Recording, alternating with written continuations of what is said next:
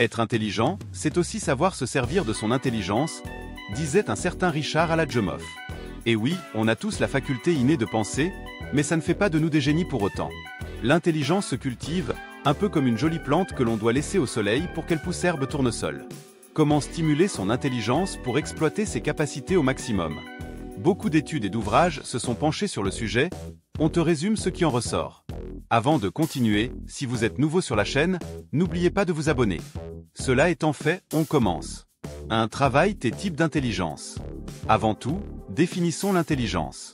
Dans les années 1990, le psychologue cognitiviste Howard Gardner a théorisé l'idée qu'il existe plusieurs types d'intelligence, 8 pour être exact.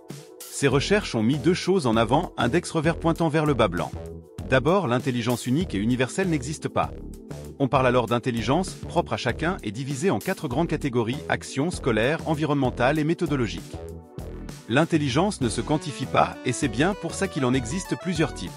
Ensuite, et c'est précisément là où on veut en venir, c'est que l'on dispose tous de ces 8 types d'intelligence, mais il se distingue souvent 2 ou 3 formes préférentielles qu'on mobilise davantage. Index revers pointant vers la droite blanc pour stimuler ton intelligence, il est donc primordial de t'appuyer sur tes forces, tout en travaillant tes faiblesses. Puisque, selon Gardner, on est tous dotés des différents types d'intelligence sans tous les exploiter, on peut imaginer que les utiliser toutes fera de nous des génies. Du moins, tu sortiras de ta zone de confort pour découvrir plein de capacités dont tu ignorais encore l'existence. 2. Reste curieux. Alors comment sortir de cette zone de confort?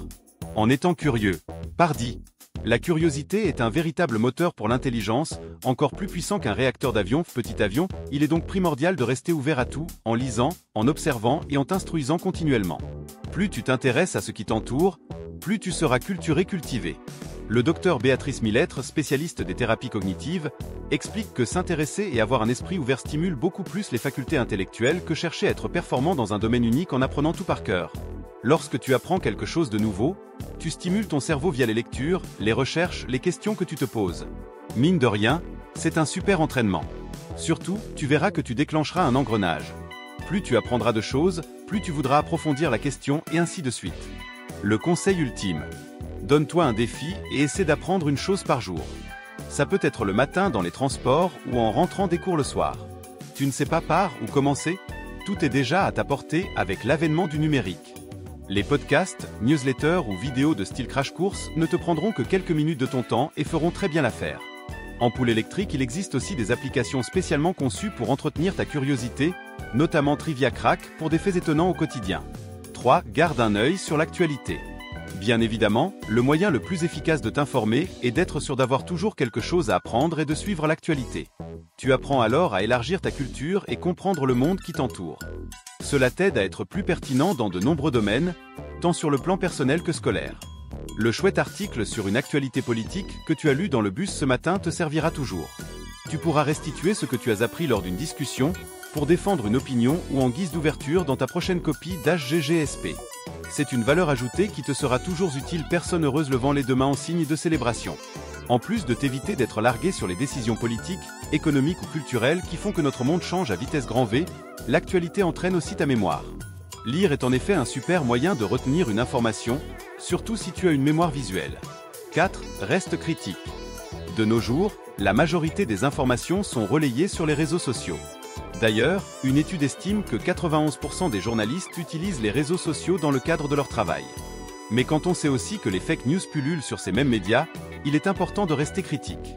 Il ne te reste plus qu'à te faire l'avocat du diable pour développer ton esprit critique, prendre du recul et construire tes références et tes opinions.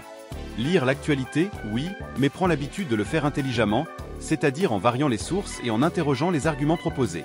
5. Attention à ton attention. Avec tous ces moyens mis à ta disposition pour t'informer, on peut parfois devenir dépendant du numérique. Nicolas Carr, l'auteur de The Shallow, What the Internet is Doing to Our Brain, explique que nous devenons moins intelligents, plus fermés d'esprit et d'une certaine manière intellectuellement limités par la technologie. Pourquoi ça? Car l'abondance des informations, souvent fragmentées et se chevauchant constamment, ne nous aide pas à aller au bout des choses. Notre capacité de concentration et d'attention en prend un coup, ce qui ne stimule pas beaucoup notre cerveau. En poule électrique, le savais-tu? On parle d'infobésité pour décrire le flot constant d'informations relayées sur les médias. Un petit retour dans le passé. Il est donc très important de pallier cette omniprésence et de prendre l'ascendant sur la technologie en revenant au bon vieux XVIIIe siècle. Tu ne nous croiras jamais. Quand tout le monde n'était pas sur son smartphone, les gens lisaient des livres. Les livres permettent vraiment de stimuler ton cerveau, de le garder actif et de l'empêcher de perdre ses capacités, ce qui n'est pas vraiment le cas avec les technologies. Les bouquins ont plein d'autres avantages. La lecture améliore tes connaissances et enrichit ton esprit. Et elle te fait découvrir du nouveau vocabulaire, de nouveaux registres de langue. Elle fait travailler ton imagination puisque tu te plonges corps et âme dans un récit. Elle fait travailler ta mémoire, ta concentration. Et te tranquillise l'esprit. 6. Donne des coups de pouce à ta mémoire. La mémoire entretient le bon fonctionnement du cerveau, donc plus tu la développes, plus tu améliores tes facultés intellectuelles. Avec toutes les infos qui nous assaillent en permanence, il est difficile de se souvenir de tout. À vrai dire, notre mémoire à court terme peut retenir une information jusqu'à 30 secondes. C'est tout. Index revers pointant vers la droite blanc, si tu estimes que la dite information vaut le coup d'être retenue, tu dois œuvrer pour que la magie opère. Au fur et à mesure de ton apprentissage, tu découvriras ce qui fonctionne le mieux pour toi. Grâce à ça, tu n'oublieras plus jamais ta liste de courses ou le prénom de la cousine de ton ami que tu viens de rencontrer. Ampoule électrique sinon, il te reste toujours le pense-bête pour les rappels ponctuels. Essaie de noter ton info sur ta main, une application de notes ou encore nos spots notes que tu pourras coller un peu partout dans ta chambre. Ça, c'est du coup de pouce. 7. Challenge tes connaissances. D'ailleurs, pour stimuler ton cerveau et ta mémoire, on t'invite à tester tes connaissances pour optimiser leur ancrage.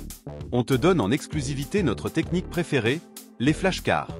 C'est une technique de mémorisation qui t'invite à passer à l'action en cherchant activement au fond de ta mémoire pour restituer une info. Rien de plus simple pour créer une flashcard. 1. Prends un morceau de papier vierge. 2.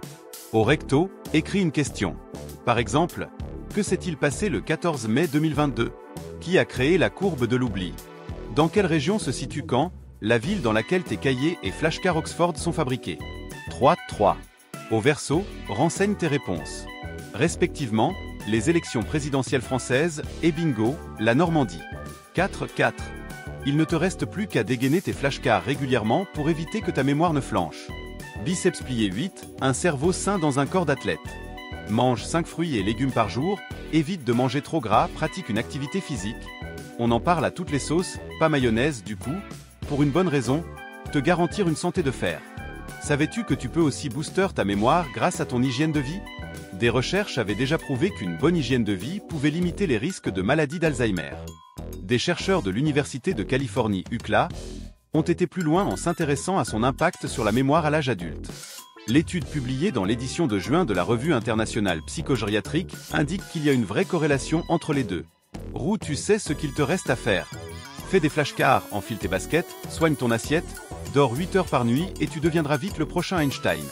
On espère que ces conseils t'auront éclairé sur comment stimuler l'intelligence. Pas besoin d'être un rat de bibliothèque ou de rester toute la nuit à jouer avec un microscope. Comme tu peux le voir, de petits gestes quotidiens peuvent faire toute la différence. On espère que tu auras appris quelque chose et que l'on aura participé à ta culture. Abonne-toi à la chaîne et partage la vidéo.